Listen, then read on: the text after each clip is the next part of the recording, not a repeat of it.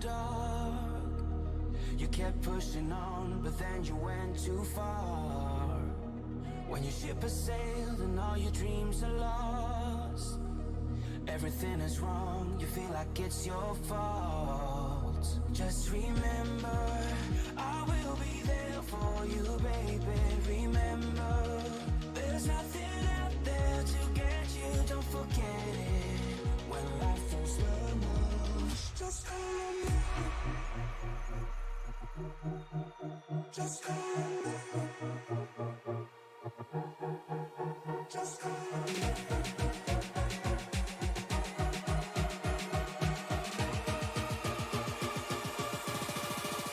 Just call on me.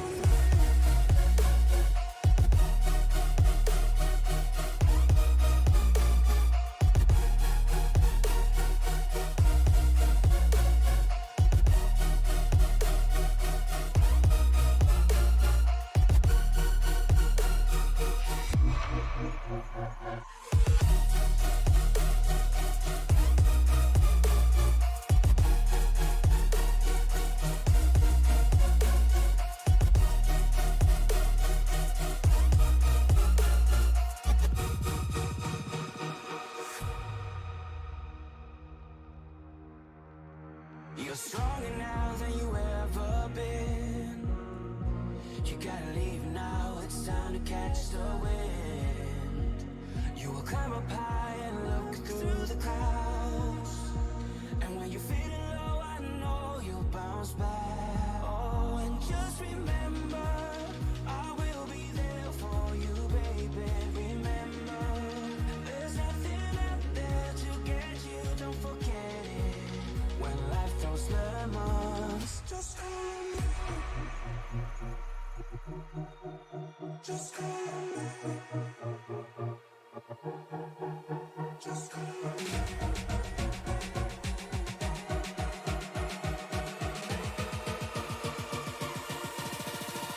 Just call on me.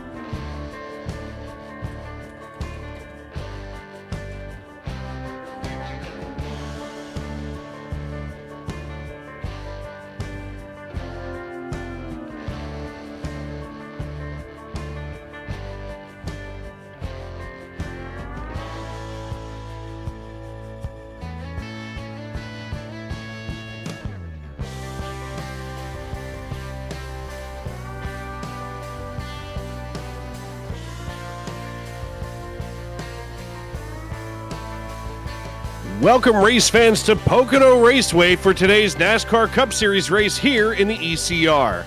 I'm your host, Dave Regal, and I'm joined by our expert analyst, Mr. Alan Bergen. Today's race promises to be an exciting one as we have a stacked... And, of course, my microphone wants to cut off at the worst possible second. Welcome, race fans, to Pocono Raceway for today's NASCAR Cup Series race here in the ECR. I'm your host, Dave Regal, and I'm joined by our expert analyst, Mr. Alan Bergen. Today's race promises to be an exciting one as we have a stacked field of drivers competing for the checkered flag. The Tricky Triangle, as Pocono Raceway is known, is a unique track that presents its own set for drivers. The 3 turns are all different lengths and shapes, and the long straightaways put a premium on horsepower. But it's not just the track that makes Pocono Raceway so special. The fans here are some of the most passionate in all of NASCAR, and they create an electric atmosphere on race day. So sit back, relax, and enjoy the show as we bring you all the action from Pocono Raceway, from the green flag to the checkered flag, right here on Sim Racing Media. And Alan, here we are again. After working such a long time this afternoon together, we get to have the nightcap. We're going to do it all over again tonight. But hey, look, it's hazy at best here at Pocono, which is going to throw a wrench into these drivers as we get ready to go 90 laps. No fast repairs. So whatever damage you get is the damage you have to repair. And it's tricky, and it's going to be even trickier as, Dave, this is going to be a hometown race for you, as well as the chief cook and bottle washer, Anthony Bowden.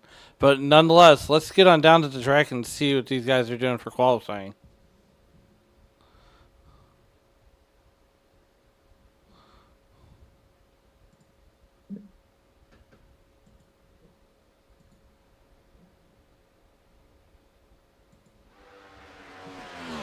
Taking a look here at Alan Holtzman, driver the number 24. He laid down a 52.85 on his first lap. Now as he comes out of turn 1 and down the backstretch, all of a sudden here on the Long Pond straightaway on a very foggy day here in Pennsylvania, he heads down toward the tunnel turn, and just as he sets himself up, he's going to stay off of that yellow line. That'll help him rotate turn 2, keep the car a little loose, as now he hits the short straight and on toward turn number 3. Of course, there are only just 3 turns here, as I had mentioned a moment ago. And as he comes through the nearly flat third turn here at Pocono, it looks like he's going to come back maybe a little bit faster this time. He crosses the start-finish line, and Alan Holtzman goes 7th fastest on the timing line. Yeah, and, you know, as Dwayne Furtick starts his qualifying lap, right now everybody's chasing that 52.59 set by John Osborne in that number 81 car.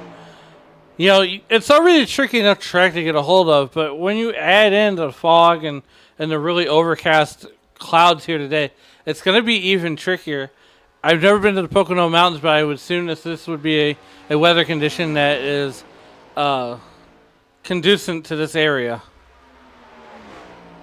Yeah, you know, as somebody who lived up in this neck of the woods, a foggy day right now, if you could get up that weather information, a foggy day, first of all, here in Pennsylvania, if we're using the real sim time, I mean 66 degrees, and it just finished raining in northeastern Pennsylvania. In fact, it just finished raining on most of the eastern side of Pennsylvania. 68 degrees, the track temperature, that's going to keep things nice and tight like a tiger, yes. But 100% humidity is going to make it darn near damp in these cars for these drivers. They're really going to have to hold on to the wheel as they turn all of these 90 laps that they have to run tonight. Yeah, you know, 100% humidity in St. Louis, that would be absolutely insane. And, you know, like you said, the rain, it would have just stopped raining. But, I mean, that's nothing new to us here in the Midwest. I mean, it's relatively humid on the East Coast also.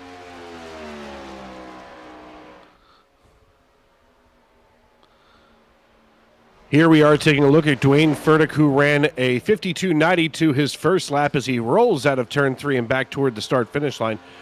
Furtick crosses the start-finish line. Let's see if he goes just a little bit faster. He does, and nets P5 for the time being. That will complete all of the drivers for their qualifying efforts tonight, just a few minutes before the session would forward. So right now it looks like John Osborne going to be our pole sitter. Travis Gilbert, Tame McDonald, and Kent Mueller will be your first 2 rows there. I get to see Marshall Harris here in the 32 tonight. He makes an appearance. Anthony Lloydie, who usually is race control extraordinaire on a Thursday night for the Racers Elite Cup Series, is here right now in 12th position. So a lot of these drivers here with other leagues that they run in and obviously, or, you know, maybe participate in. And obviously tonight that will change for these drivers. Yeah, this league, as we talked off here, is conducive to racers elite. They pride themselves in being safe. They it's a racers elite kind of a race, where cautions are far few and in between. And a lot of these drivers, or at least some of these drivers, I don't know. Marshall Harris ran earlier in the day with that big Kansas City Pioneers race, I believe. And he not too many guys out of this stable had run over there, but like you said, David, it's been a long day for everybody. Yeah, I mean, for some of these drivers, I know that I've seen them elsewhere on the iRacing.com servers today, including the two of us. I know that here, as we get ready to rock and roll in the East Coast Racing Series, that things are going to get heated up, and hopefully, when this session advances, we're going to wind up, seeing some of this fog burn off here. As we look here from the highway side, I say highway, but it's just a 2-lane road that happens to be a state road. But as we look from the roadside at the racetrack, just one grandstand here. The infield, though, at Pocono is something special, as it is a town all unto itself. I think this is one of those places where it's a party and a race breaks out. Yeah, which I mean, I've seen and heard things about the party atmosphere of Pocono, from everything from mud wrestling to, people just driving around like literally on top of the roofs of their golf carts, lawn chairs on top of campers. It seems like it would be a fun time for some folks, maybe not necessarily yours truly, but. And wow, the fog has cleared with the magic of iRacing. Gotta love it. As we get ready to take a look at our starting lineup, drivers hopping into their cars, we'll take a look right here. John Osborne going to be our pole sitter. He has the number 81 in P1 tonight and is joined on the front row by Travis Gilbert. Row 2 going to feature Tay McDonald and Kent Mueller, while Dwayne Furtick and Michael Carter going to reside in row number 3 to get us started. Bradley Rivers and Alan Holtzman going to be in row number 4, while row 5 is going to feature Ryan McCall and Adam Bowden. Kane Lee and Anthony Lloydie going to sit in row number 6, as Aaron Miller and Pete Walsh going to be in row number 7. Robert Roth and Christopher Roth going to be in row number 8, while row 9 featuring Kyle Diaz and Doug Denise.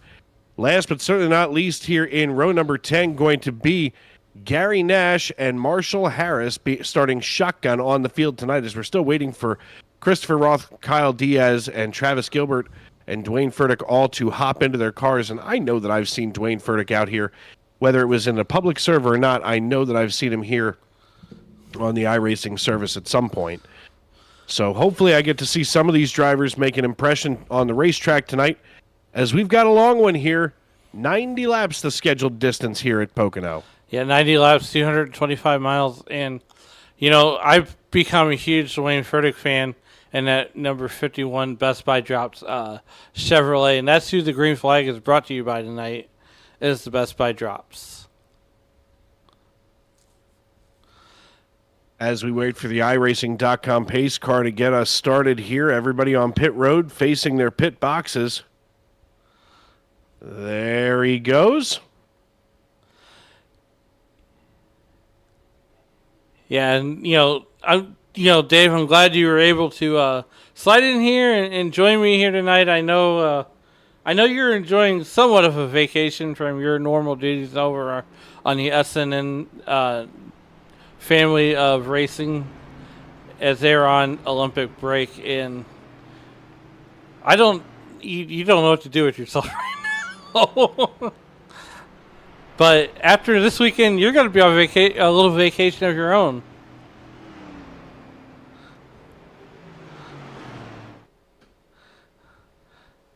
Well, John Osborne here. Of course, by vacation, it's because it's off on Sunday night, Monday, and Tuesday for a change. But Travis Gilbert and John Osborne going to lead us to green here tonight, just behind the iRacing.com pace car.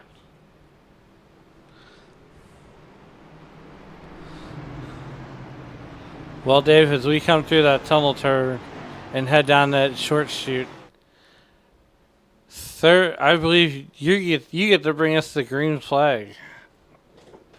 We work our way down here in the short stretch just past the race office as we get ready to turn them loose here. The drivers checking their gloves one final time, getting that Velcro ready to rock and roll, buttoning in, making sure everything is nice and snug in the cockpits of these race cars. John Osborne with control of the field. The man in the stand has the green flag in his hand. The iRacing.com pace car comes out of turn 3. And the only thing that's left to do is it's time to wipe the visor and adjust the 5-point harness. Grandma, grab some pierogies and a bottle of Yingling Lager and settle in. Race fans, it's showtime! Yeah, what a start John Osborne got as they go 3 wide, and they almost want to, come 3 wide and almost hit the wall a little bit.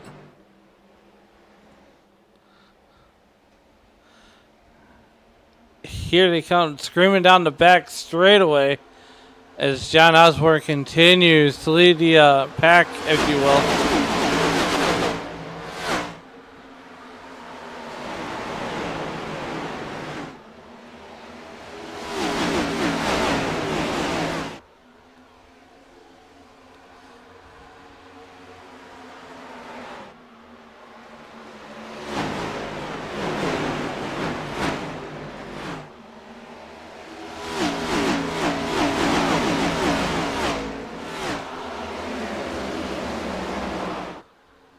Everybody gets to that first lap nice and clean.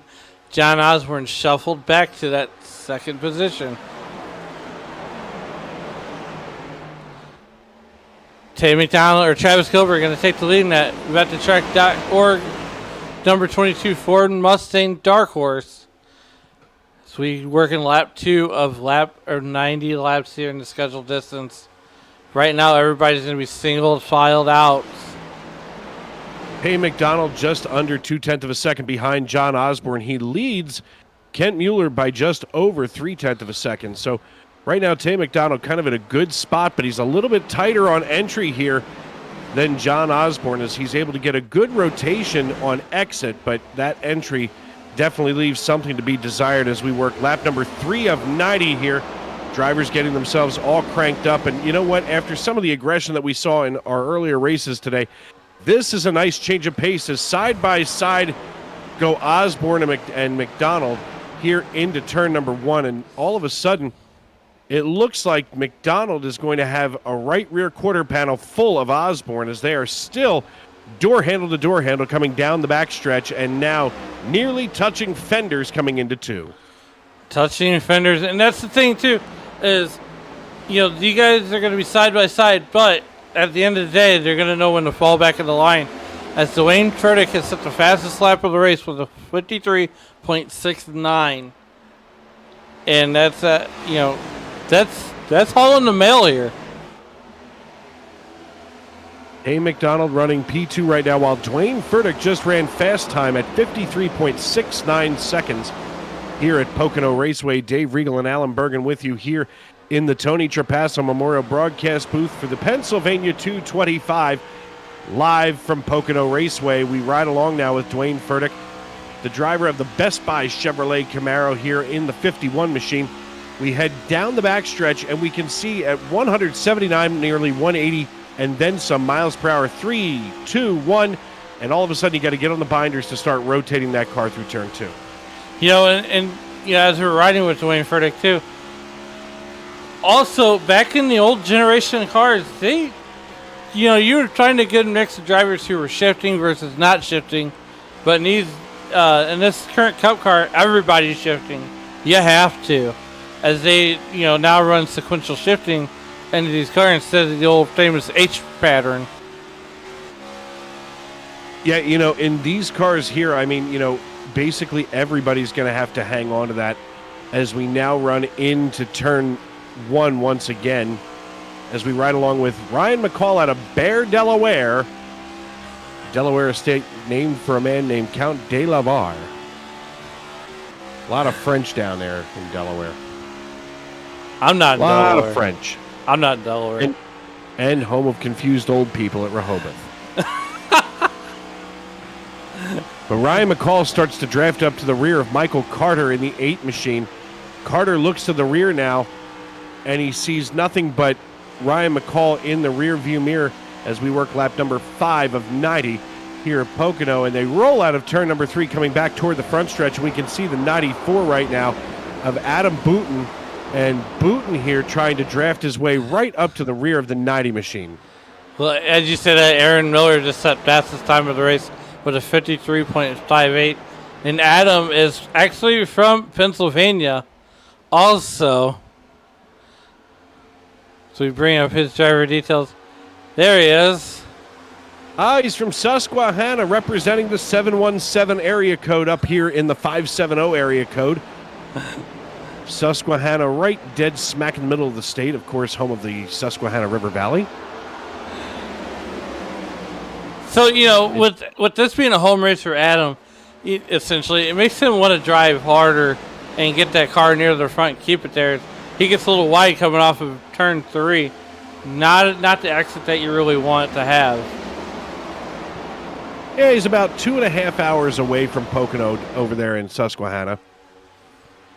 Not a bad ride, right up I-81. Bang a right, and you're here. Well, I mean, you got to dodge all the horse manure on the way here. No, not where he's coming from. Nah. All the way up I-80, there's no horses on the interstates. Lap number 7 in the books as we take a look here. Sliding just a little bit a little bit further back here to Kane Lee in the 91, running in 15th position right now. He's starting to look to move on Robert Roth here in the 59 as we see Kane in the Dollar Tree Chevrolet Camaro. He works side by side now with Roth, nearly making contact coming off of 3 as he tightened up at what could have been the worst possible moment of the race. He backs out of it and now stays off that left rear fender of Roth. And now they go drag racing down the front stretch here. And Kane Lee hauls it into turn number 1. A good rotation on entry, and he's still matching Roth step for step as Roth is able to get on the throttle just a little bit sooner now and beat Lee off the off the exit of turn 1. I could have sworn we were talking about the Dollar Tree and our personal preferences. Like, my wife is a Dollar Tree fanatic. As I'm telling you, I should buy stock in that store. But Kane Lee should buy. Found you? No. Because, I mean, I feel like we got you at a bargain here, pal. You're definitely worth more than $1.25. I mean, look, I'm a discount puppy. Yeah. That's a loaded weapon laying right here in the middle of the floor.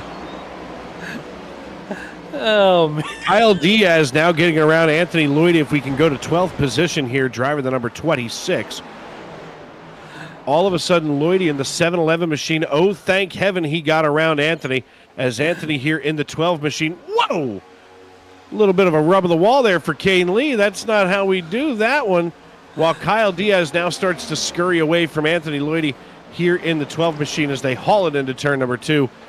Drivers really close to one another, all things considered, as now we even start to see Michael Carter up here in 7th position, driving the 8 machine, starting to draw in ever so closely now to Dwayne Furtick by about 0.2 of a second as he's trying to hold off Ryan McCall just behind. Yeah, Ryan McCall is one of those drivers, Dave, that he just works he's a steady guy that works his way up to the front in that rapid fire pizza number 90 Chevrolet. And, as Michael Carter is trying to fend off that number 90 car, he's under attack, and Dwayne Furtick is even under attack from those guys. Dwayne Furtick seems to be right in the middle of a hurricane right now, as he's got Brad Rivers just ahead of him, Michael Carter just behind, and they're both trying to get further away from him as Furtick, now here in the Geek Squad number 51 Chevrolet Camaro, leads Michael Carter here into turn number 3 back toward the front stretch and starts to grow that lead just a little bit as he inches ever closer while they go side by side behind him. Look at Adam Booten here in the 94 as Booten now working his way right past Ryan McCall as all of a sudden we have a 3-way battle breaking out for 8th position. Oh, boy, it's getting good here as you got Michael Carter, Adam Booten, and Ryan McCall all battling for 8th position. We're on lap number 11 of 90 here in the Pennsylvania 225. And this race is sponsored by Adam Booten, who sponsored the broadcast here tonight. So I want to give a shout out to him. Also want to give a shout out to Rapid Fire Pizza and .thetrack.org. And I don't know about you, Dave, but do you guys get Rapid Fire Pizza up in Pennsylvania? We do not. We just simply do not. Never even heard of it. Never heard of it. Well, today's your lucky day, as we're going to hear about it now. As we, let's see, pull this up here.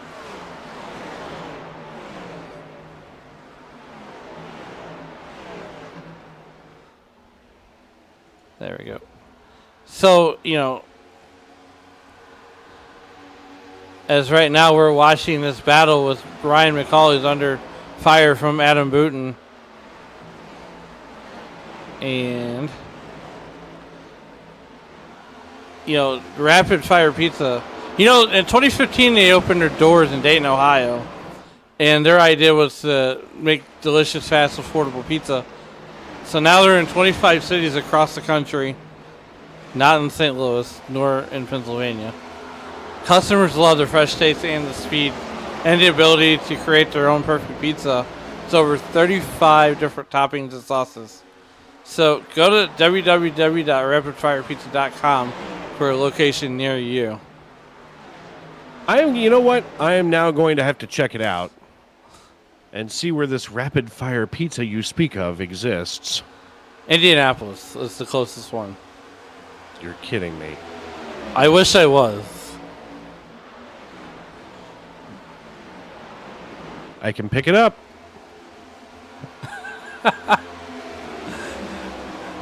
Well, right now we're watching Teddy McDonald there in that number 29 car. And There's some in Ohio. Okay, fair.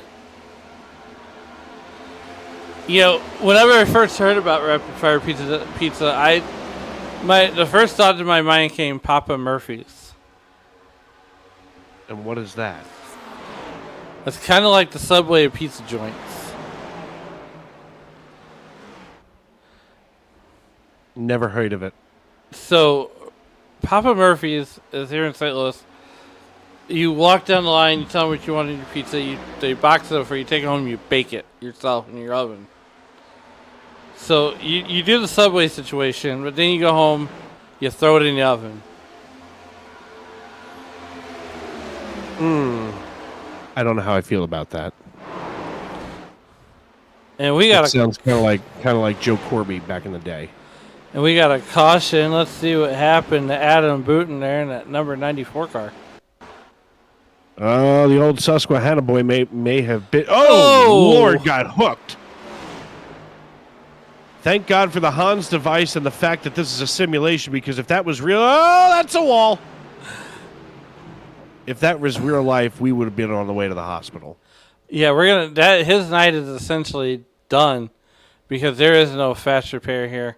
And, we're going to break the fourth wall, and, well, that's what I call breaking the fourth wall. But here we are coming down the back straightaway, and he's going to get hooked by, it looks like, Kent Mueller. See if we can pull that up on the blimp cam. We can pull that up on the blimp cam. There we go. And 24, Alwyn Holtzman, and ow! Adam Booten wishes he had a chiropractor right about now.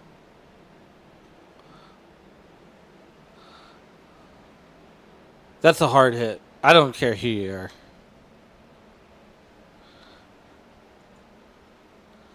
So we come back out to the live picture. We are under caution for the first time tonight here on lap number 15 with an incident involving Alan Holtzman in that 24 car and Adam Booten in that 94 car. I thought I was the only Alan to take people out. Only by accident. Remember, it's all an accident, my friend. Deny. And so we're going to have wholesale pit stops. And once again, there is no fast repairs in this series. As Kent Mueller is the only driver going to stay out here and not take any tires whatsoever. Dave Regal and Alan Bergen here on Sim Racing Media.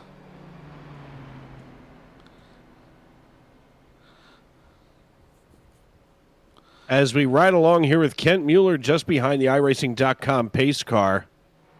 It's going to go Mueller, Gilbert, McDonald, McCall, Roth, Rivers, as all of these drivers now going to be coming off of pit road after they came down for a change of tires. Get some fresh shoes and some go fast there in the old fuel cell. As Kent Mueller, is that a DHL? Is DHL still a thing? DHL is still a thing.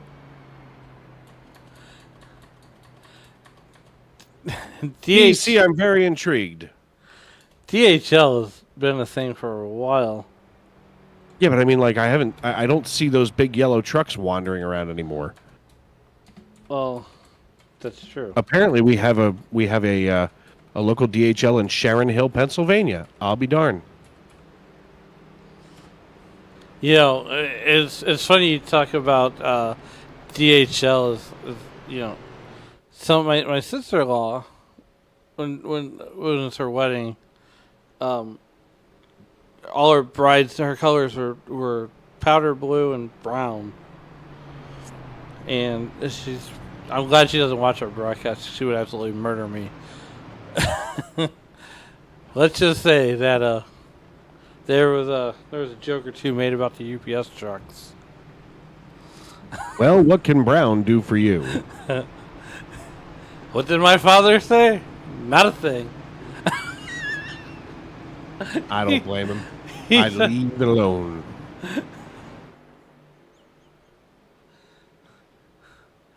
Now, here I'm, and while these guys are getting lined up 2x2 Noah's Ark style behind the iRacing.com pace car, my wife and I were married for about 3.5 hours, and on our wedding night, we're in the reception. We're doing our first dance and all the other stuff that you do as husband and wife.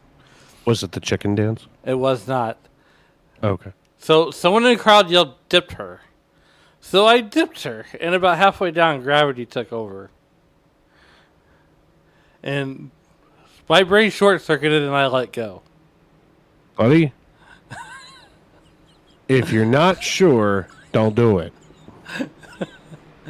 But now it's a fun story that you can tell several years later. But here's the thing. Did I help her up? No. Oh, you get up on your own. You wanted to wear that big fluffy dress. You get the heck up on your own. I laughed at her. Oh, you weren't wearing the dress? That's No. weird. Oh. Kent Mueller, Travis Gilbert on the front row. And these guys are 2x2 Noah's Ark style down that little short stretch as Barney has got the flag in the air. And he is getting ready to send these guys off here at lap 17. Here from Pocono Raceway.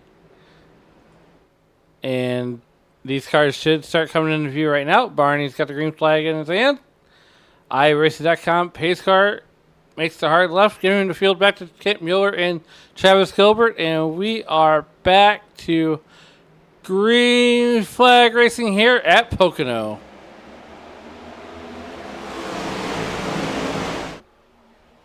A good, clean restart as the drivers start to fan out like a peacock from NBC, trying to break up the draft the best that they can. They don't want to be harassed down here in turn number one. Yeah, and these guys are 2x2, almost 3 wide. You know, and turn 1 to me, Dave, is the trickiest corner on this whole racetrack other than turn 2. Watching them all thunder down the backstretch and into turn number 2. The tunnel turn is very tricky here at the Tricky Triangle. For starters, where they have the tunnel itself, there is an odd little bump in the middle of the turn.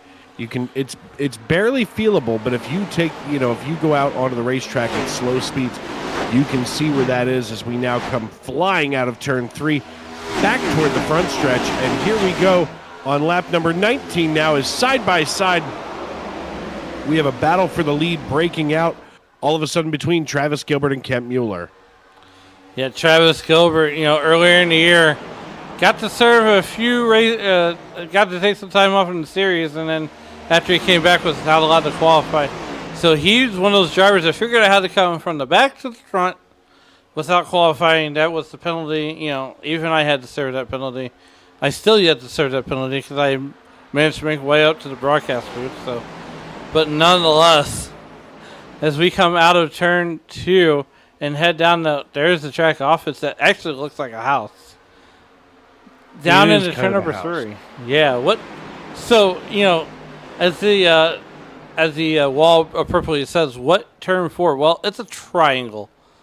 So if anybody paid attention in school, there is no turn 4.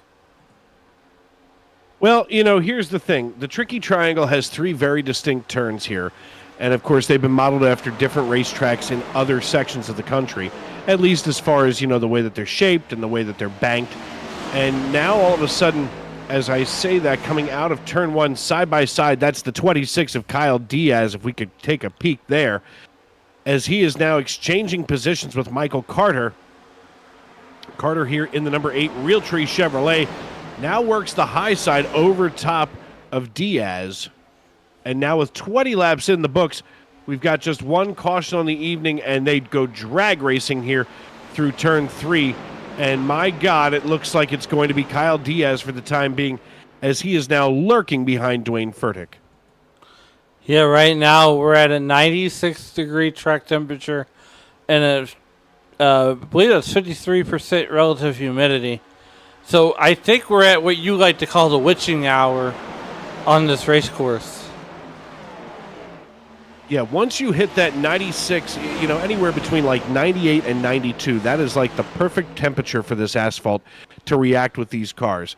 And I mean, even as we start to haul it down the backstretch here, we're watching some of those times get faster and faster.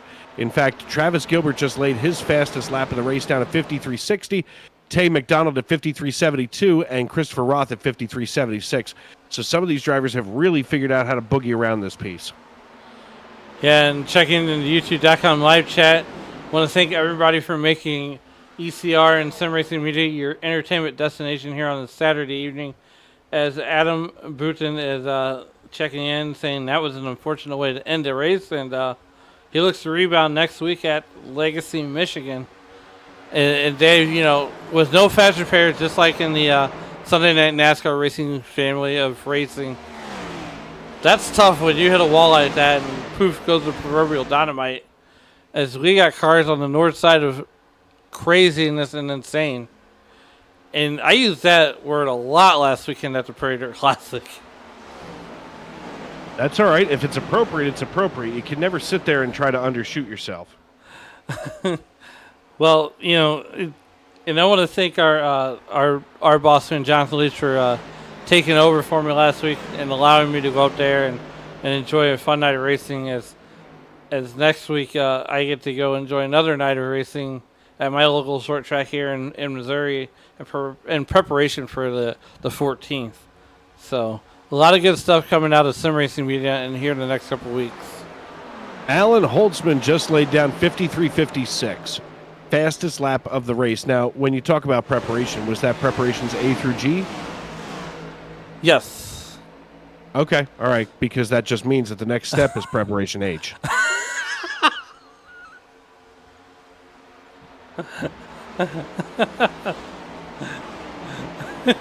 Kent Miller back here up in fourth position, driving that DHL car. And, I'm with you. We were talking about that during the commercial, not the commercial, but during the yellow flag. And you're like, does DHL really exist anymore? I haven't, to be fair, I haven't really seen their truck either in a long time. I don't make this stuff up. I don't know about you, but when I see something that I haven't seen in a long time, I start to wonder. Now, Ryan McCall, he just laid fast time down at 53.52 seconds here in the number 90 Rapid, what is that, the Rapid Fire Pizza. Right, Rapid Fired Pizza. Got it. He was moving too fast. He was moving so fast. Yeah, and to be fair, it's very long and my eyes are very tired. Look, as we work lap number 24 of 90 here at Pocono Raceway. IndyCar sponsor.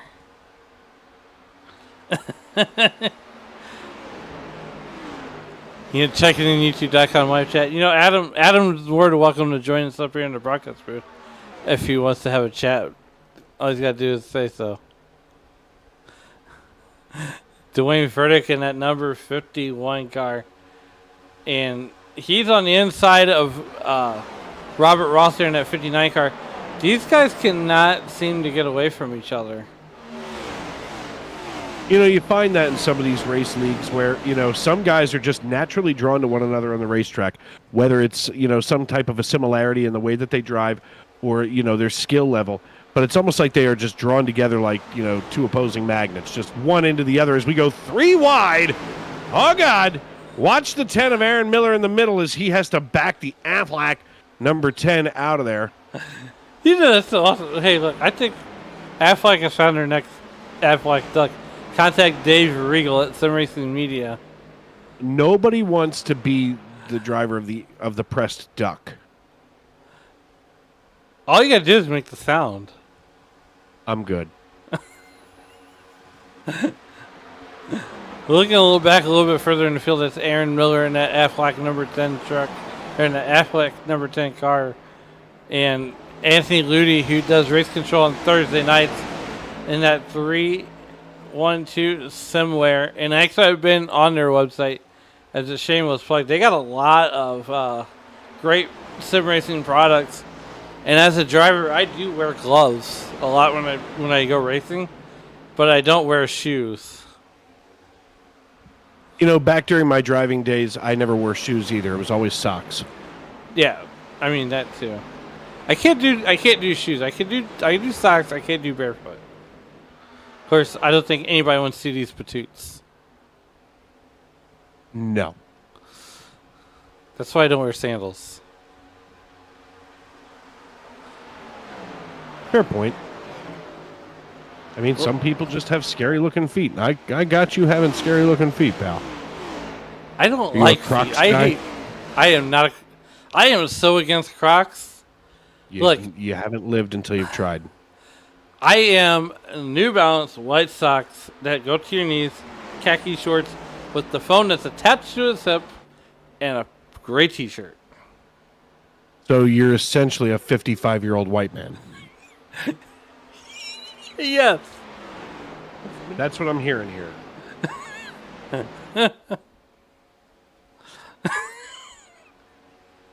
I worry about you, pal. I'd tell you to stick with me. I can help you make some fashion decisions, but I'm not far off.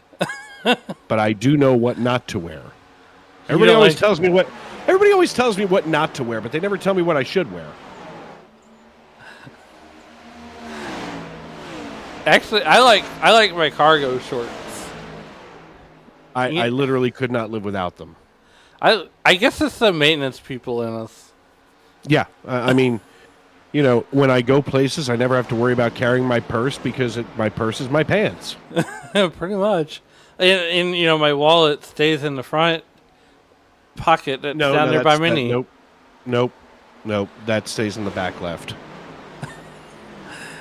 Watching Travis Gilbert suddenly get ready to exchange positions here with Tay McDonald, we may have a new race leader momentarily as a battle for the lead is broken out here on lap number 29, just about a third of the way through this race, as Tay McDonald trying to hold on to the lead and keep it away from Travis Gilbert. But right now, Gilbert is chasing McDonald down like a kid on the playground, and somebody owes him lunch money, and his name is Tay McDonald. You know, and I was going to say that I hope he doesn't get flipped upside down like they do in the movie, and shakes Tay McDonald and give me all your lunch money and see like 10 cents fall out.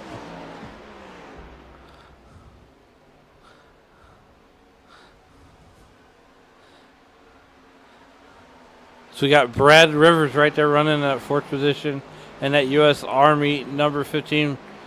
You know, and today that Kansas City Pioneers race was sponsored by the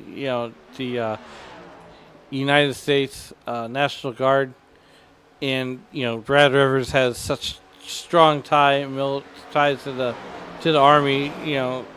And we want to thank all the servicemen and women that serve every day, including our own Sam Fraser. He's on assignment with the Army right now.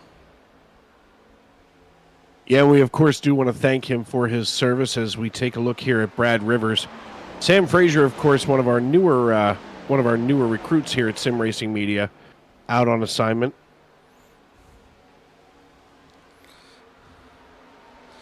Looking a little deeper in the field, there's Alan Holtzman there, minding his P's and Q's after the incident with Adam Booten there in that number 94 car. Adam Booten is his night is essentially over before it even got started. Alan Holtzman here back in 15th position, trying to hold on to that as we work lap number 31 of 90. 60 laps to go here at Pocono Raceway. Dave Regal and Alan Bergen with you here in the Tony Trapasso Memorial Broadcast booth. You're watching the ECR NextGen Series Pennsylvania 225 live here on Sim Racing Media. If you haven't done so already, why haven't you? Go ahead and subscribe and turn on those bell notifications here on our YouTube.com live chat. Yeah, I mean, it's free to subscribe. For you and I, pal. It's free to subscribe. But with that being said, here on lap 31, we're gonna take a commercial break. We're gonna go side by side, and you won't miss a thing. He's Dave Regal. I'm Alan Bergen, and we'll be back with you here on ECR.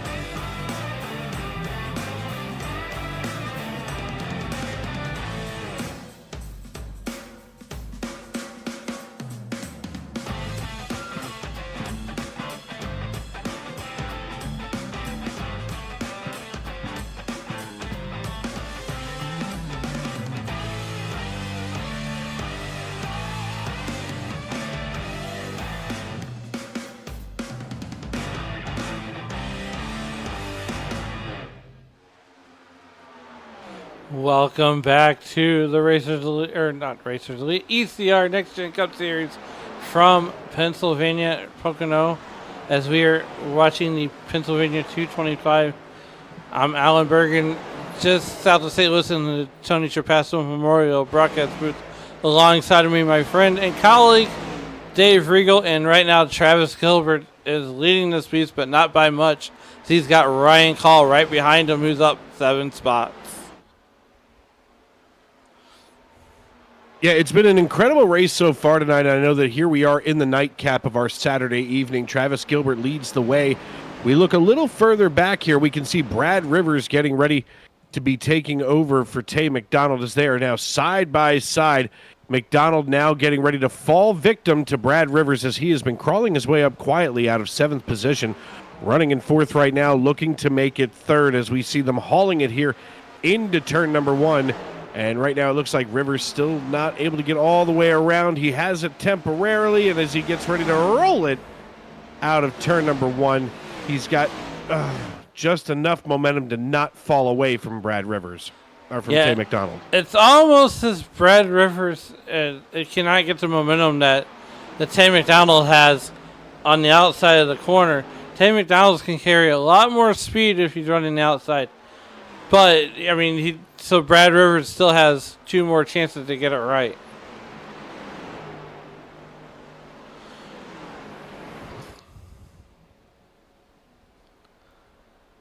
Looking back a little deeper in the field as they come down that long front straightaway. And Kent Mueller in that DHL sponsored number 5 Chevy Camaro. He is, falling back 4 positions. And he's got a pretty good shot at coming back as we're working lap 38 of the 90 that are scheduled to be run here, as we're going 225 miles here. Last pit cycle was back on lap number 15. That, of course, was under caution and our only caution of the evening. And here we are at lap number 38. So we've got nearly 25 laps on these tires and these tanks of fuel. The question becomes, when do you want to come in? When do you want to try to swap those tires out, get some fresh grip here on the race car? Yeah, and that, I mean, lap 40 of 90 that are supposed to be run here tonight, checking out some drivers in the back of the field there. Doug D. Nice there in that number 40 car. And there's only one Toyota in the whole field, and that's Anthony Ludi. And I asked him why he didn't go with the Chevy. He goes, well, everybody goes with a Chevy or Ford. I wanted to be different.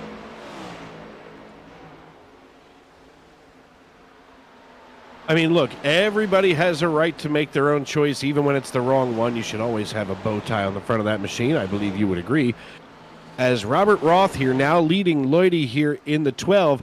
The 59 and the 12 getting ready to battle it out here for 10th position. And holding on to the 10th position is Robert Roth for the time being, as we see him leading Lloydie now by less than 2/10 of a second, and it looks like Lloydie's getting ever so close now to the rear bumper of Robert Roth. Yeah, here comes Anthony Ludi, and he's gonna make that move anytime. Anytime now, he's gonna make that move.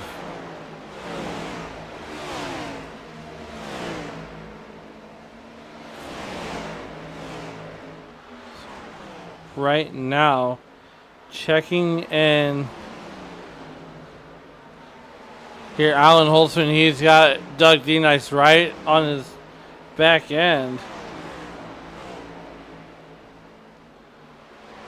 Whoa, he's going to make an evasive move on the inside. Drop down, and he's going to let Doug D. Nice power by him there on turn number 3. Going to be an interesting battle here as now the 24 able to climb on by Doug DeNice. As Doug DeNice now climbs on by as now here we are. It's almost like I finally knew what I was talking about as drivers coming down for that green flag pit service. The question becomes, what happens with the cold tires when they get put on these machines? Is Alan Holtzman going to come in here in 15th position? Travis Gilbert, Brad Rivers, and Ryan McCall still run 1, 2, 3 atop the pile. And now Alan Holtzman coming to a complete stop here in the box, but overshoots it and has to back up. That's going to be costly. As the right sides go up, we drop that down, and here we go with the left side tires. Yeah, while these guys are taking pit stops, that's going to... Travis Gilbert says, I'm not going to come in right away. But I tell you this right now, Dave. If you're... Well, as I say that, Travis Gilbert makes his way down pit road. But meanwhile, if you are a Kyle Larson fan and you like him in a sprint car at the Federated Auto Parts Raceway at I-55, he has completed his heat race and finished third in his heat race. You know, and Kyle Larson is one of those drivers that can hop in a NASCAR Cup Series car one day on Sunday and then hop in a midget, a sprint car, or a dirt late model and go have some fun and be successful. Well, you know, that's something that we see a lot of here on the iRacing.com service. I mean, you know, we see a lot of these drivers that have multiple disciplines because it's not like in real life where it costs, you know, hundreds of thousands of dollars to get out on the racetrack. It only costs you a few dollars a month to get out here on the iRacing.com servers. Yeah, I mean, you know, I'm one of those guys that likes to come out here and race the NextGen cars and then go play in the dirt and drive a UMP dirt modified or a super late model and then drive an asphalt late model, you know, after that. So, you know, I'm no good at any of them by all means. But it's still fun to go do. I remember very distinctly when I first got onto the service, I wanted to drive everything on an oval. Whether it was dirt, asphalt, modified, you know, street stock in the dirt, I didn't care. I just wanted to drive everything that was on an oval. I'm dipping my toes in the road racing. No, thank you. I did that little Mazda series when I first started, and I thought, okay, this is fine. But all it really turned out to be for after a while was, you know, a drive in the country. You put that tiny little car on some of these big old tracks, and yeah, you kind of get used to the way things are supposed to work, but it just was not fun to me. As Ryan McCall, Robert Roth, Anthony Lloydie, Doug Denise, Christopher Roth, and Kane Lee all come down pit road, that's going to leave John Osborne, the only driver who has, the only lead lap driver who has not come down this time yet for pit service. Yeah, and you know, every time we try to figure out these guys' pit strategies, it's been they'll zig and we'll zag. I mean, John Osborne just there's no stages in the series. You know, everybody's vying for a playoff spot, and we got 3 races till we get to that playoff spot.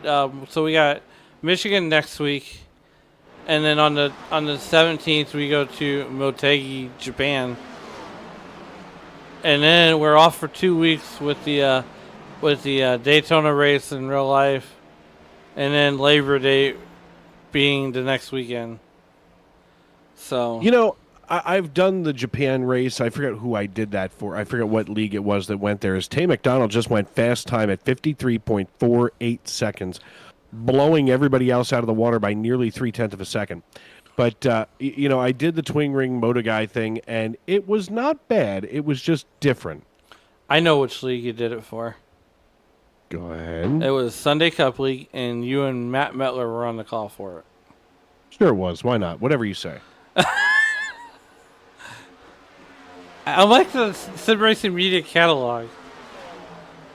Well, thank goodness you are, because I'm lost half the time. Well, I mean, I go back, as weird as it sounds, I like going back into our catalog and like all the races that are ever broadcasted on Sim Racing Media are on our YouTube page. So, I mean, if you like what you see here, you can go back all the way to some of the older leagues that we've called. You know, even when Dave Riegel was actually driving, you can watch some of those broadcasts. You can watch our own Emily Urias when she was racing in Sunday Night NASCAR. You know,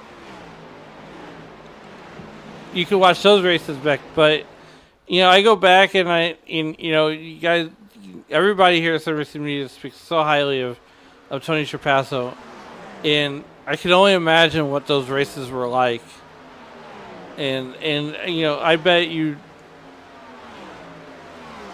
I feel that, like, Tony Trapasso's legacy is going to live on for years to come, as long as there's a YouTube, and that's what we try to do here at Sim Racing Media, is keep his legacy alive, and that's what that's definitely what I like to do. So sometimes I like to post those old races on our Facebook page, or maybe even restream them here on some nights where we're off. Here's the thing, and I can sum up Tony Trapasso in about 2 words.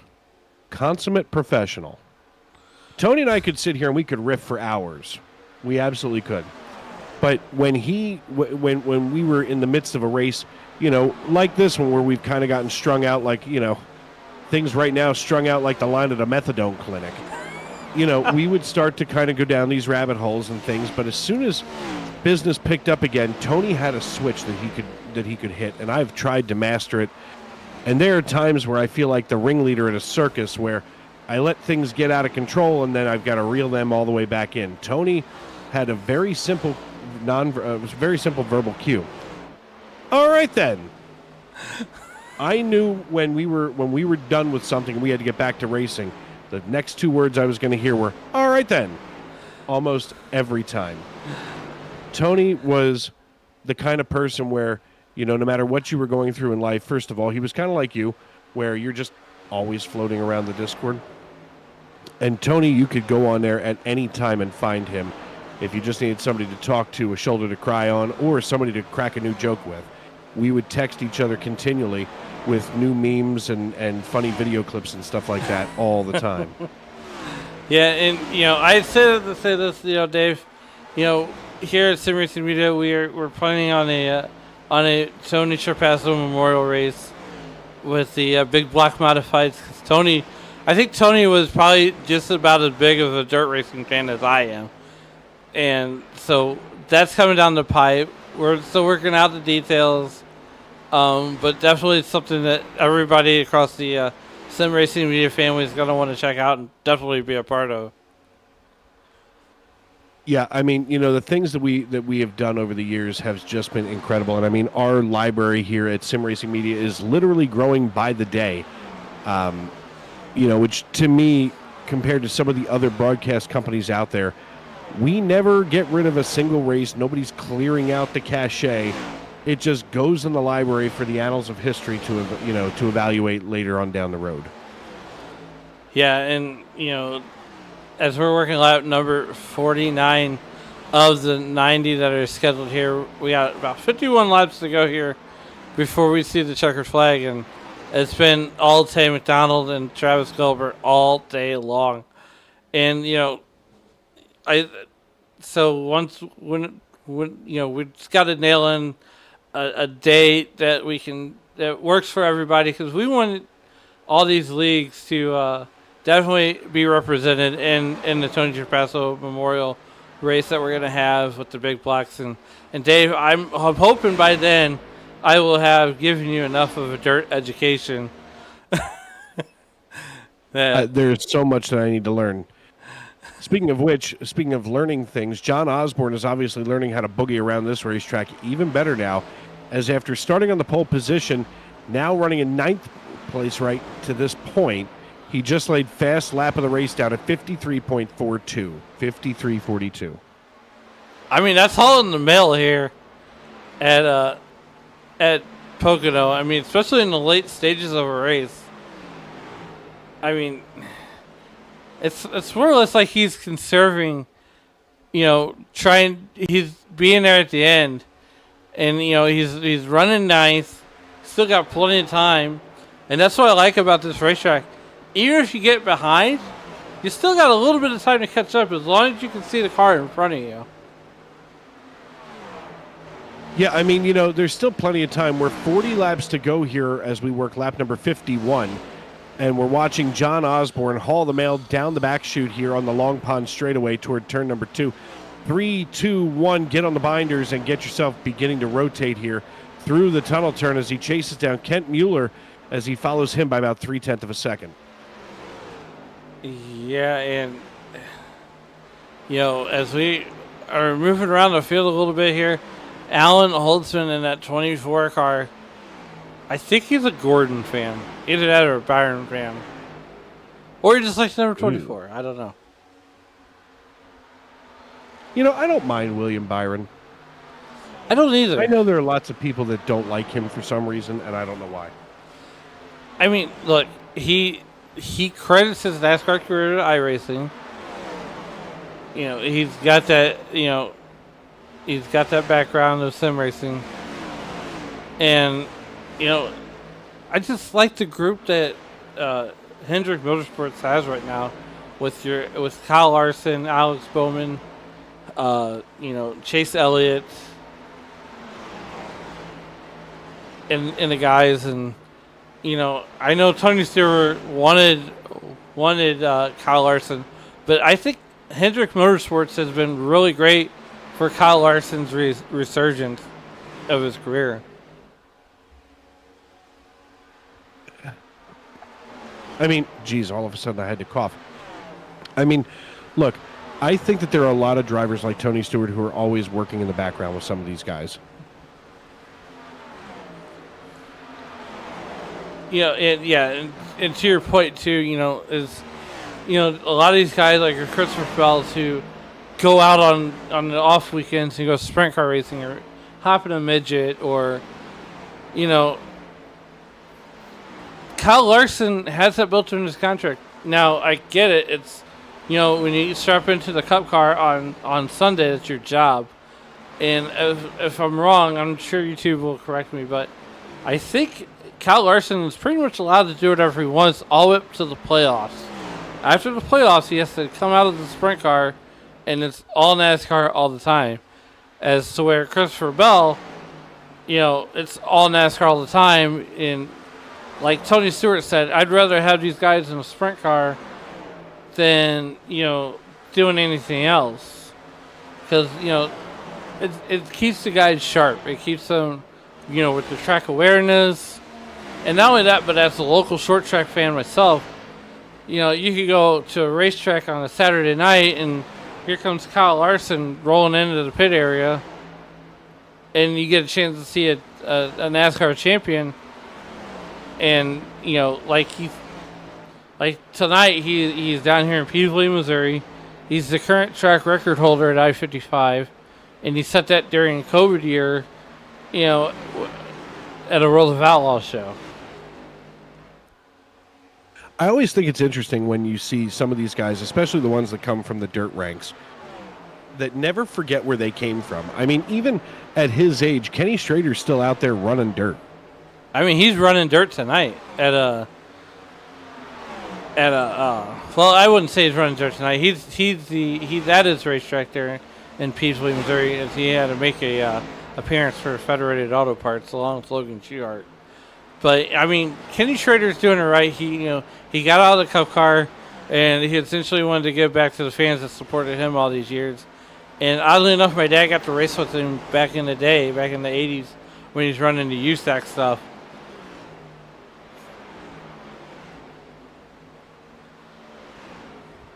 "56 laps in the books right now. We go ahead up here to Travis Gilbert, who leads this race right now, just ahead of Tay McDonald, and Tay McDonald is now all over the rear bumper. I mean, even with those new tires, it just seems like these two are going to be the ones going at it hammer and tongs all night.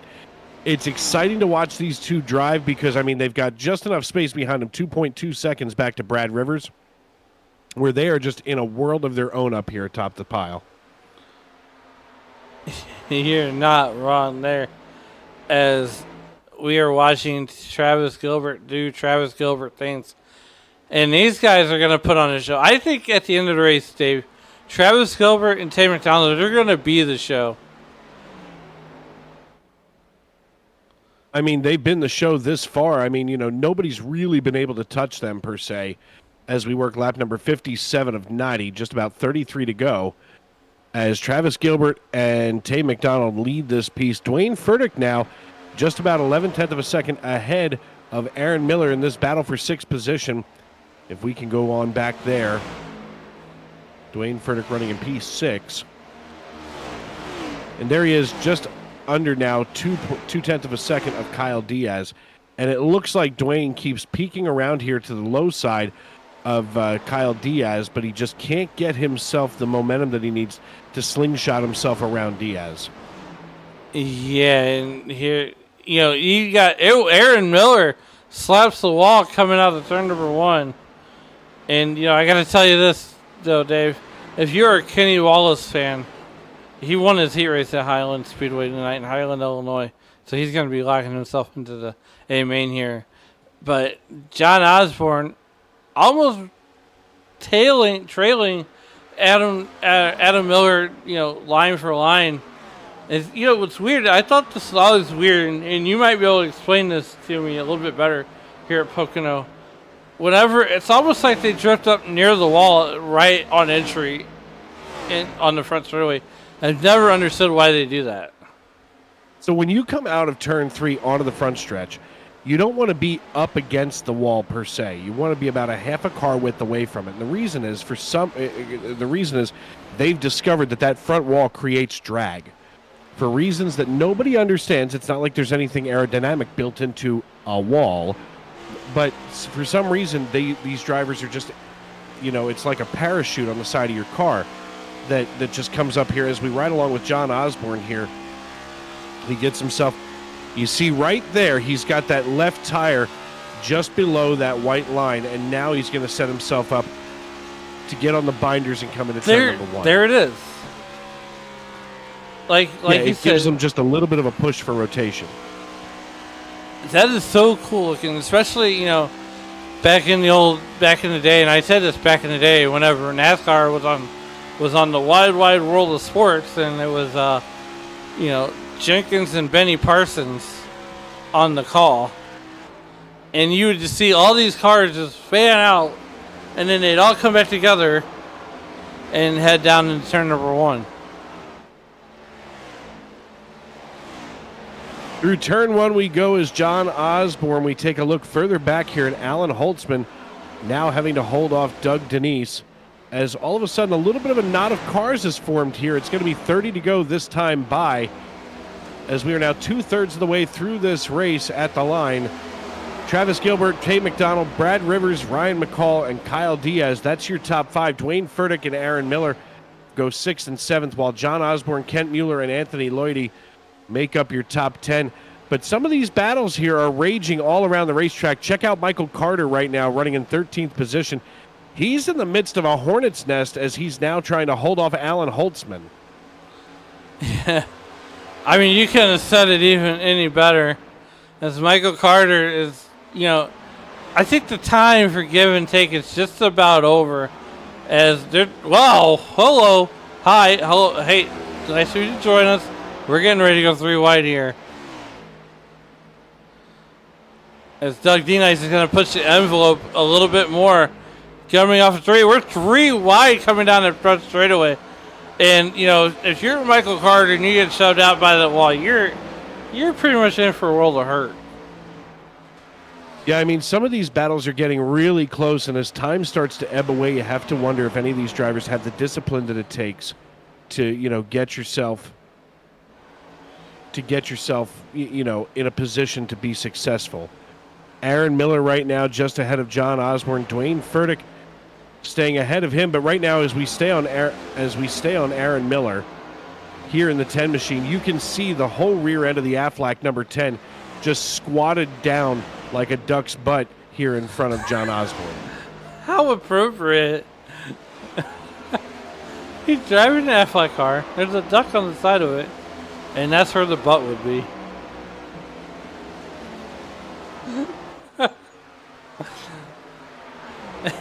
Here comes John Osborne looking to make a move. And, and that's almost like they get the perfect setup going down to turn number 1 as John Osborne does not quite have the momentum to get by Aaron Miller in that 10 car. And yikes. Maybe Adam Booten needed some Aflac because he's spent about, 46 minutes or so on pit road.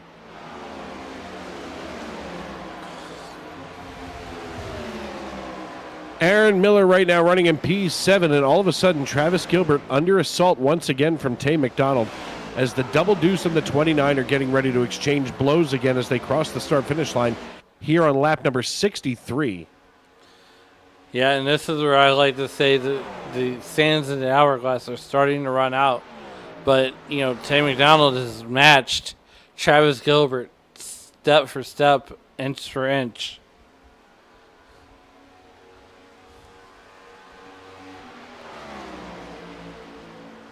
And yes, we just did use a Days of Our Lives reference. I've never even watched Days of Our Lives. Well, I'm sure that's on at a time where Sports Center is on. Shane likes short circuits every time I mention an hourglass and Sam. That's fair.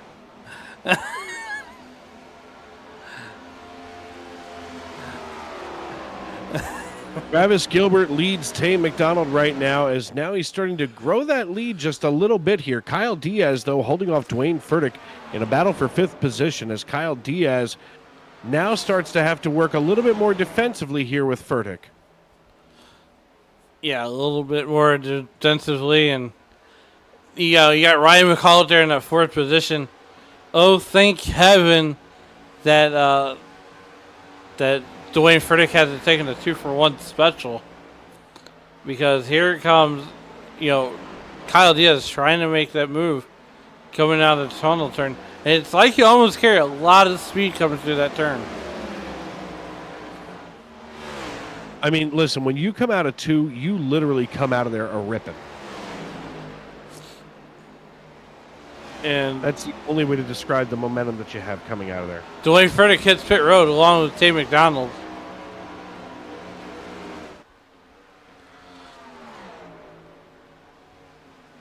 And that's going to turn as Travis Gilbert's going to continue to lead this race, as he's got to make one more pit stop, I'm fairly sure of. And so does Rivers. Now, the only thing you got to hope is that no one makes the caution come out, because if you're Furtick, Carter, or McDonald, that would be the absolute worst case scenario.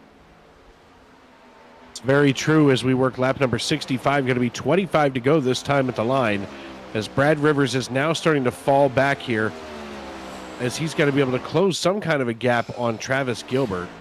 He starts to do so as Tay McDonald comes off of pit road here after running his money stop, and nope. I thought we were going to see the 22 come down pit road, but we don't. Brad Rivers stays out. Nope, Brad Rivers comes down, so does Kyle Diaz. So in Racers Elite that Kinsley Smith does that sort of strategy. Will almost be the last guy to come down pit road. That's Tay McDonald in this league. He's always the last car to come down pit road. He runs that car like it's a Maxwell House sponsored car, and when it's good to the last drop. Well, that would be Maxwell House, but here we are. Travis Gilbert, our current race leader here in the Double Deuce. He last came down on lap number 41. So he's got about, 25 laps on these tires. You are not wrong there. And here he comes down pit road. That's going to give the race lead to Ryan McCall there in that number 90 car.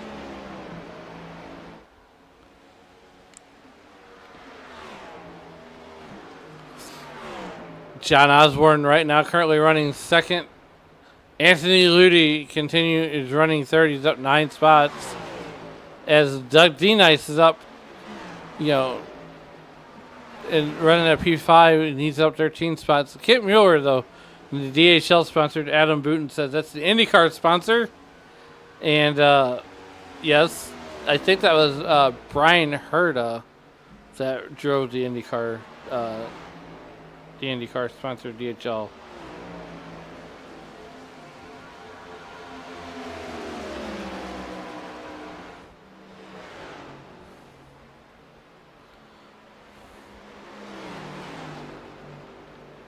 Working lap number 69, and here comes Ludi and Kent Mueller coming in to get their services done.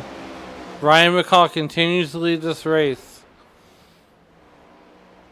With Ryan about McCall leads this piece after last coming down on lap number 43. We're now at 25 laps on those tires. It's going to be any minute now for him.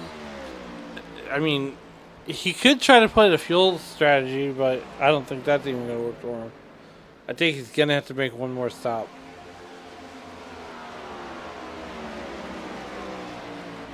Want to thank everybody for joining us here on YouTube, streaming live, welcoming SRM into your homes, onto your phone, and making us your entertainment destination here on a Saturday evening.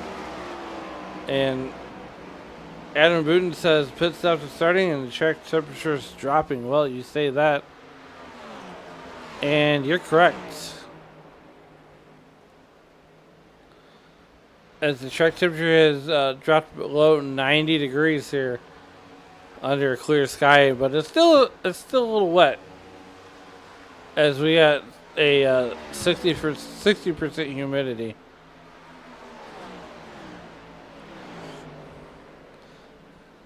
Dave, 72 degree ambient temperature is what I like to call a chamber of commerce type of day, if you will. It's definitely a beautiful day for a race here in the beautiful Pocono Mountains. And, of course, up here we're just about, 25, 30 minutes from Jim Thorpe. We're about an hour and change north of Allentown, Pennsylvania, about 2 hours north of Philadelphia, about an hour and a half shy of Scranton. I mean, Pocono, when you say it's the middle of nowhere, they're not lying, and that's not sarcasm. I bet you don't even have phone service if you go there for a NASCAR race. Actually, the crazy thing is you have 5G. I don't even know how to explain that. Well, so here's the thing. So last weekend at the Prairie Dirt Classic, Dirt Vision takes up all the Wi-Fi in the town. So unless you have a decent internet or a decent cell service provider, internet isn't happening for you. We're working lap number 70 of the 90 that are scheduled to run here. And it's Ryan McCall is going to come down pit road and get his services. John Osborne will take over the lead as we have 20 laps to go. We officially crossed the line.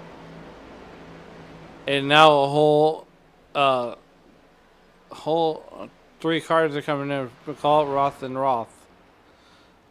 That sounds like a law firm, McCall, Roth, and Roth.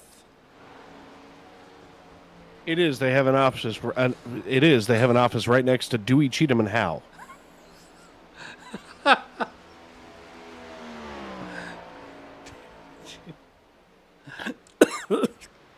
Say that 5 minutes. Say that 5 times fast.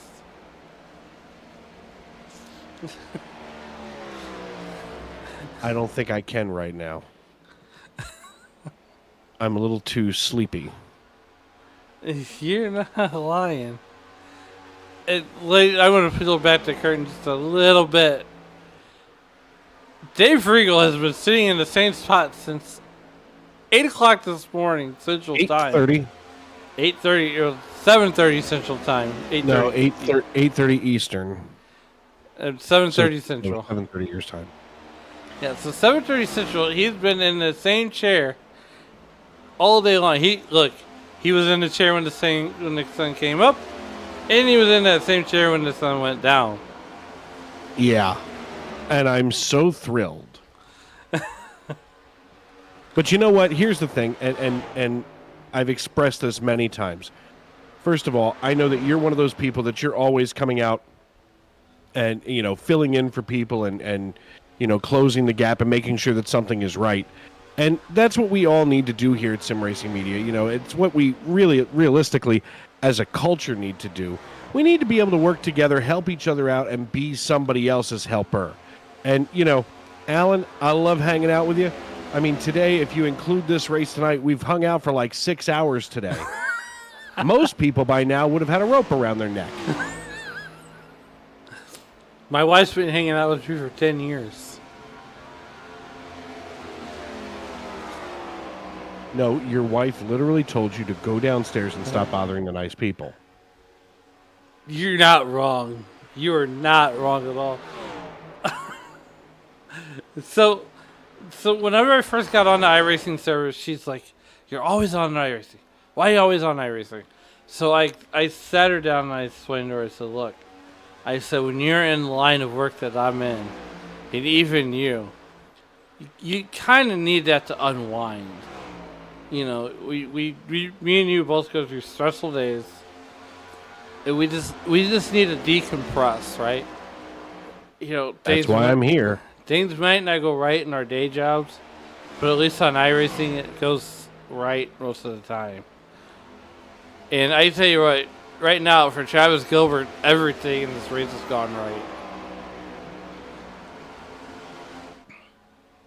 As we have 17 laps to go. Wait, one caution for cause tonight here at Pocono. Travis Gilbert, finished or started, in P2, and Tay McDonald started in, well, I say that, and Doug D. Nice shows his crest. Let's see what happened to Doug D. Nice. And gets loose, takes the slide for a line. And he gets... Okay. He keeps to go straight, but he's going to draw a caution as I believe the wheels did not keep turning like they should on the school bus. I mean, this is incredible to me. And of course, now race radio with 16 laps to go is exploding.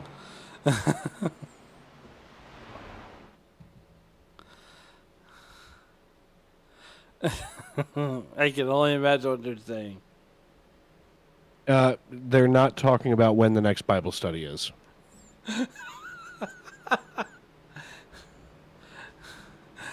Oh, man.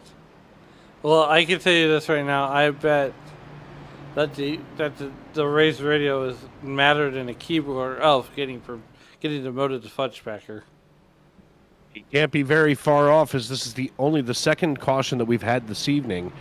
And, of course, it bunches the field back up with just 16 laps to go after everybody already came down and got fresh tires.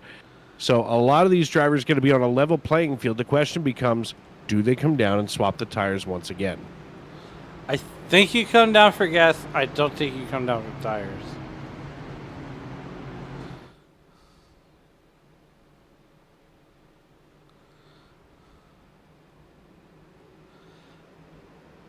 And we're getting ready to find out how this is going to work.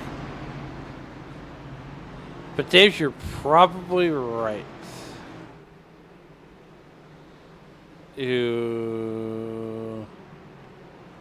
Travis Gilbert, and here they come. Wholesale pit stops one final time. This will be the money stop, as it looks like Robert Roth and Christopher Roth, the only drivers not to come down pit road, as they last each came down on lap number 70.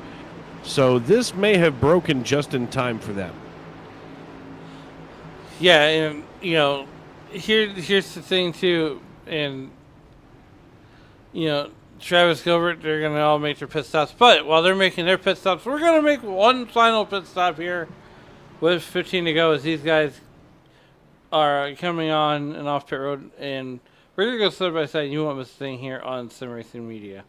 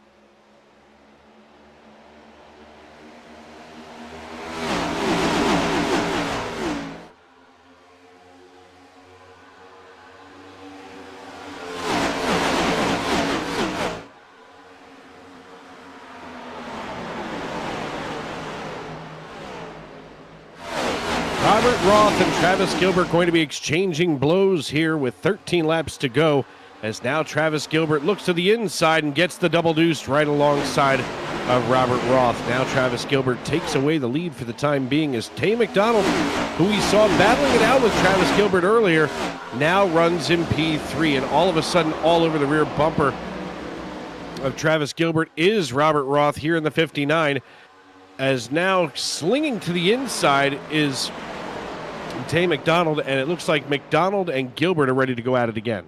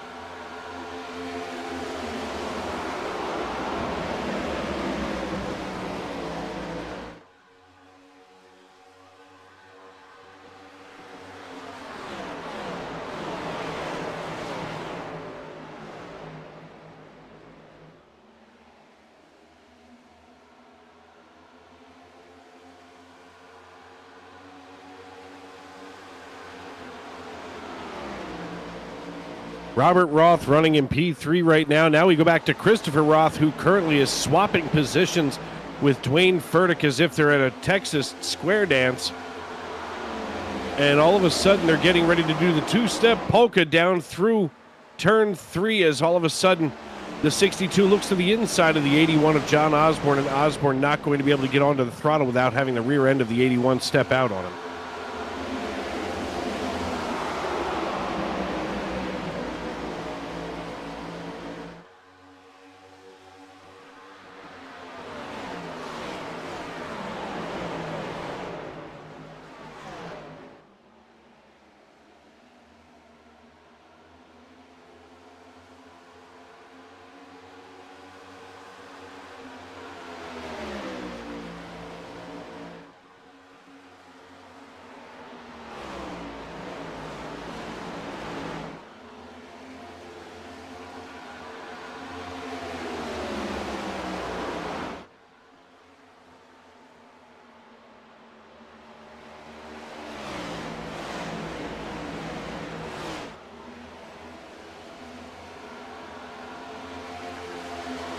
Should be Michigan when we come back.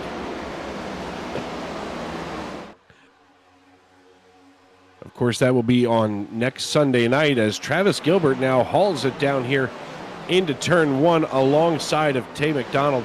McDonald going to be on the high side, and he's been trying to get around Gilbert all night long, and he just has not had any success whatsoever. As now they drag race down the Long Pond straightaway toward the tunnel turn here in turn 2. 3, 2, 1, get on the binders as they rotate through turn 2 toward the short stretch.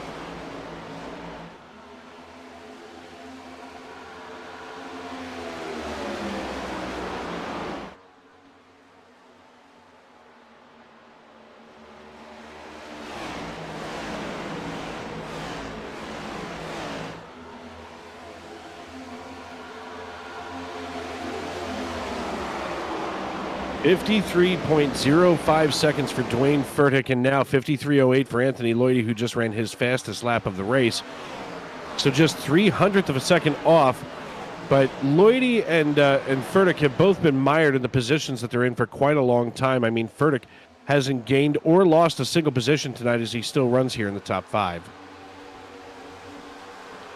YouTube will let you know everything. Thank you, Paid Guitar, as look. Even on live TV, we mess up every once in a while, but apparently I was muted, so got that fixed.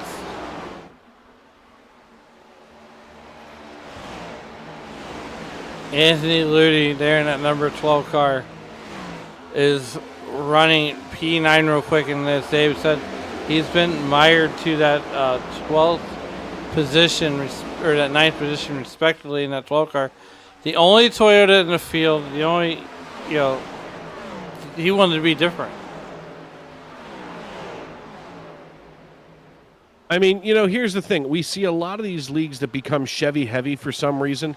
Not a whole lot of faith, it seems, in the Ford Motor Company. And I mean, right now, tonight, we only have 6 Fords, 1 Toyota. That's 7, accounting for everything else. That's 13 Chevrolets. I mean, that's almost unheard of. Yeah, and, so here's what I equate to. In dirt late model racing, if you got one guy who wins in a capital race car, everybody will gravitate towards that car. They'll sell off other stuff to buy a capital race car, right? If one guy in this league starts racing, Travis Gilbert wins everything in a Ford, I believe everybody would probably end up switching to a Ford.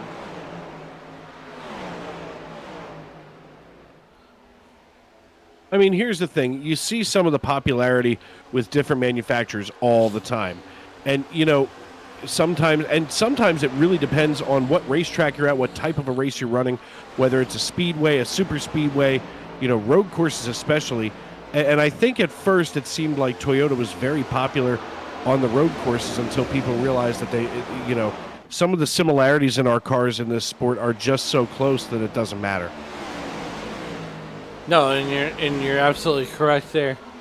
As right now, Kyle Diaz is almost wanting to give Rivers the chrome horn.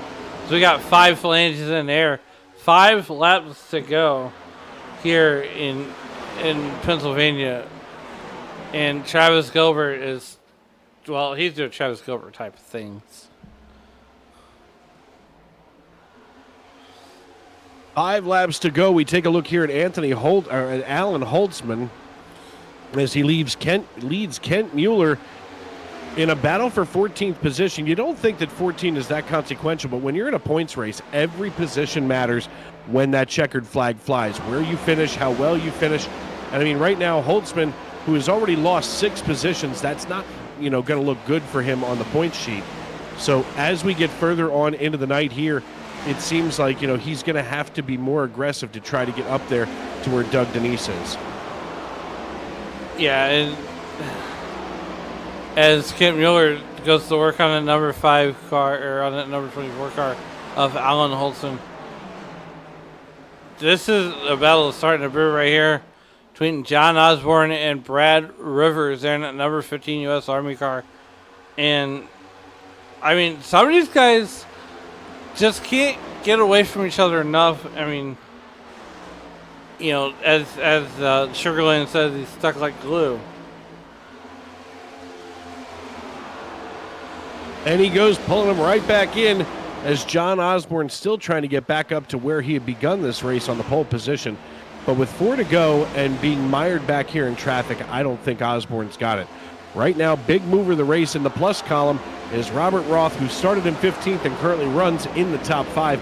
And, of course, our big mover in the wrong direction in this race is Kent Mueller, who started on the outside of row number 2 and now runs in 16th spot. So, it's really a tale of 2 separate races. And being in a fixed series like this, that puts a lot of the onus on these drivers, which means that a lot of this has to do with driver skill and ability. Yeah, and, 3 laps to go. Kyle Diaz mired back to the 8th position. He's up 9 spots from where he started from in that 26 car. It's oddly enough painted the 7-11 colors, and I like a good Slurpee as much as the next guy. 3 laps to go as we head past the start-finish line. Now the popsicle sticks go in the air. We're 2 laps to go. Right now, Tammy McDonald looking to the inside of Travis Gilbert. And here we go. I think Tammy McDonald's going to probably try to pull the power move on the inside. Not quite. As Tammy McDonald's going to go door bumper clear. They're neck and neck, Dave. Yeah, they are almost rubbing fenders as they come out of turn 2 down the short stretch. And now Tay McDonald looks like he has saved just enough of the 29 to try to get around Travis Gilbert in the double deuce. As they roll it out of turn 3, Tay McDonald trying to hold on to the lead as they are literally door handle to door handle coming down the front stretch. Travis Gilbert in the double deuce. He goes on and dives in front of the 29. The popsicle sticks go down. The white flag is in the air, and we're racing back to checkers.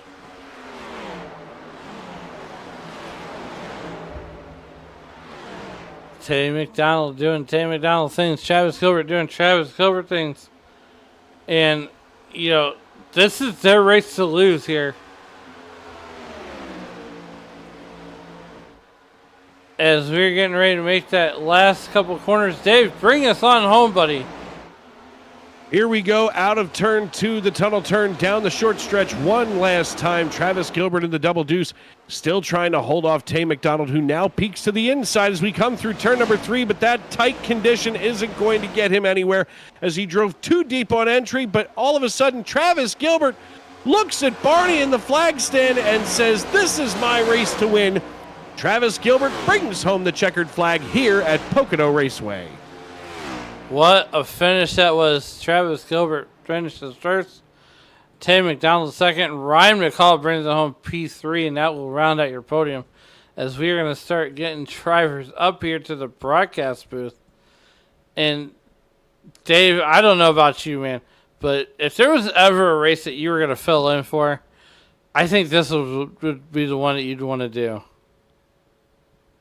I would have to say so. I mean, this has been an incredible race from start to finish. I know that I feel like I say that way too often, but I really do stand by that, especially here in the ECR NextGen series. I mean, these drivers have just put on an incredible show.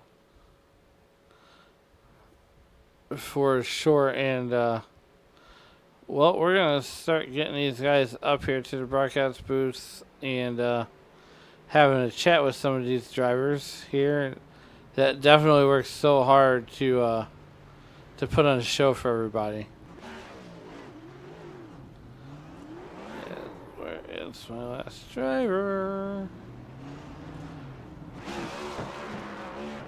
Travis Gilbert burning it down right now and still looking for Mr. Tay McDonald. Meanwhile, back at the ranch, we'll go ahead and get Mr. Travis Gilbert in here for you, Dave. All right, let's go. Hey, Travis, it's Dave up in the broadcast booth. You got a copy? Hello? Hey, Travis, it's Dave up in the broadcast booth. You got a copy? I do. What's up, Dave? How you doing, man? Man, I'm good. Listen, one more breath of air, and Tay McDonald might have had you here at that checkered flag, but you managed to hold him off. I mean, what a battle you had managing Tay McDonald all night.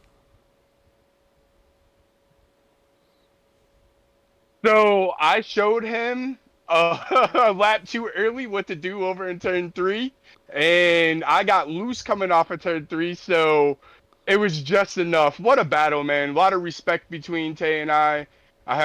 Dude's a super fast race car driver. As you can see, we put on a heck of a battle between us. So really looking forward to going back and looking back and watching the broadcast from Sim Racing Media and Dave and you and the ECR group. I mean, what a race, man. I mean, I'm exhausted. Like, Tay wore me out and we raced clean working with each other. So really appreciate everything that he did racing with me there to try to keep us out in front of the 3rd and 4th place guys. Yeah, I mean, here's the thing. After what I saw tonight, and I'm just here filling in, I am impressed with everything that you guys do in this league. I mean, it was a good, clean battle. Nobody even, got paint on one another between you and Tay. And, I mean, holding off Ryan McCall seemed to be a pretty easy task for you guys. But, obviously you were able to boogie around the tricky triangle and make it your own. Before we cut you loose tonight, who do you need to thank and who helps you get it done on the double deuce? So I'll tell you right now, Ray Lane, he ain't in here in ECR, and he has to work second shifts, and we lost him as far as the race here goes. But when that dude comes and practice with us, we did another league practice, Pocono, and that dude wore me out on the high line. So I took everything that he taught me Tay was beating me in turn 1 on the high line, so I just felt like if I could take the lead going off into turn 2 with the going into the final lap, if I could have the lead going off into turn 2 and turn 3, I felt like I was going to be able to win. So appreciate Ray Lane because he beat my ass. Excuse my language. He just, he wore me out in our practice session. So first and foremost, him. Tay McDonald, what a racer, dude. Me and him have been racing for a while. That dude is super fast. Have much respect to him. All his sponsors, Races for Christ, Echo Electric. My GWR teammates, Robert and Chris Roth, Waylon Turner, Darkaeus Digital for this bad fast paint scheme. This thing has been to victory lane 5 times now, I believe, in ECR. So I think it's official that we can call it lightning fast. Lightning comes before thunder, right? So, and then the VetraTrack sponsor, man, Jim Whittam, everything they do for veterans trying to come back and battle PTSD.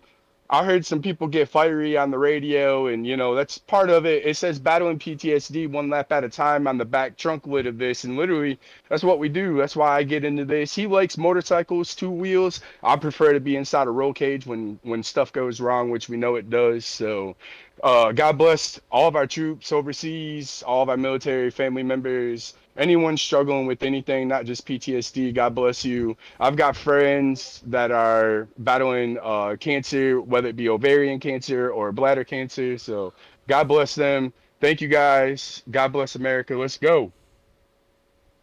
All right, buddy. Listen, congratulations. We'll see you next week. Appreciate you, Dave. Thank you. And I believe you have with you now, Alan, Tay McDonald down on pit road. Tay McDonald gets that second place. Finished battling Travis Gilbert there on the last lap.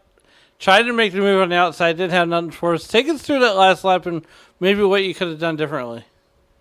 Yeah, I tried to make my move early. There was like probably 3 or 4 to go. I wanted to have control of the race and just kept trying to side draft and I really couldn't complete the pass on the bottom, so I got back in line and tried to just get a run on him. But congrats to Travis. That was an awesome race. But we were it seemed like we were 1-2 most of the night, just swapping position. So he seemed to be quicker on the short run. Around 10 to 15 laps, I'd be quicker, and then he'd take it over again. So just try to get a run at a 3 on the high line. I've been running that high line, probably at least most of the night. So knew that I could get a run in there, and I just drove it as deep as I had been, and he blocked me a little bit going low, and I tried, crossing him over, and it just wasn't enough. So, that was an awesome race. Congrats to him again.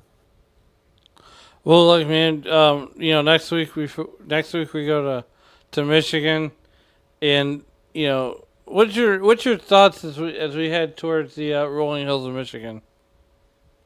I like Michigan. I think it's Legacy Michigan, if I'm not wrong. But either way, I like Michigan. I like the intermediate tracks. So be a lot of drafting. Hopefully we can break apart and not just all be in one group. I'm looking forward to next week and getting the playoffs started. Well, look, man, before we get you out of here, is there anybody that you'd like to thank to help get you tonight? Thank my girl Melinda for watching and supporting me. Thank the admins of the league putting in the hours that they do. Thank the guys that I run with, league members. So awesome racing. I think we only had 1 caution, which isn't anything unusual for these guys. So and thank you guys at the broadcast booth. So. All right, Tay, we're going to go ahead and get you out of here and enjoy that P2 victory tonight. And I believe, and we'll see you on the next one. All right, thank you. Last but certainly not least on our podium is Ryan McCall. Hey, Ryan, it's Dave up in the booth. You got a copy? Yeah, I got you. Well, here you are bringing 3rd position home to Bear, Delaware. How does that feel? Basically it looked like Gilbert and McDonald were running away from you, and you were just trying to hold off Furtick almost all night. Yeah, it was kind of back and forth. Earlier in the run, I kind of would start making up on them, and then it was just kind of And I mean, Pocono is just all about the runs. So as long as you weren't trying to pull out every chance you got, I think you were going to stay in the same track position. But yeah, it was fun fighting Dwayne there at the end. I wish I got around the 59 a lap or so earlier. I probably could have given the front two a run for their money, but it is what it is.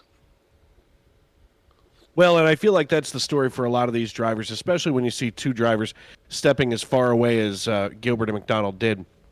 But I mean, you still gave it your all, and you can't say that you left anything out on the racetrack. I mean, obviously, third position is where you finished tonight. Now, before we head on to next week, the one thing I got to ask you is, who do you have to thank and shout out here, and of course, who helps you get it done on the 90 team? Definitely team or Aeon's Motorsports. I mean, we got a good core group of guys that practice on Thursdays and kind of relay feedback within each other. So it's been a very beneficial deal, and especially it helped a lot tonight. But yeah, it was balls to the wall there with 4 to go. All right, my friend. Well, listen, congratulations on the P3 finish, and we'll see you next week. Yeah, appreciate it, guys. Well, Alan, another one in the books here in the ECR Next Gen Cup Series. Yeah, and, while these guys made it happen, we are going to go ahead and make the race results happen here tonight as Travis Gilbert takes the win here with Ted McDonald finishing second. Ryan McCall will bring home P3 and rounding out the podium. Fourth, fifth, and sixth, respectively, will go to Dwayne Furtick, John Osborne, and Bradley Rivers, while seventh, eighth, and ninth will go to Robert Roth, Kyle Diaz, and Anthony Ludi.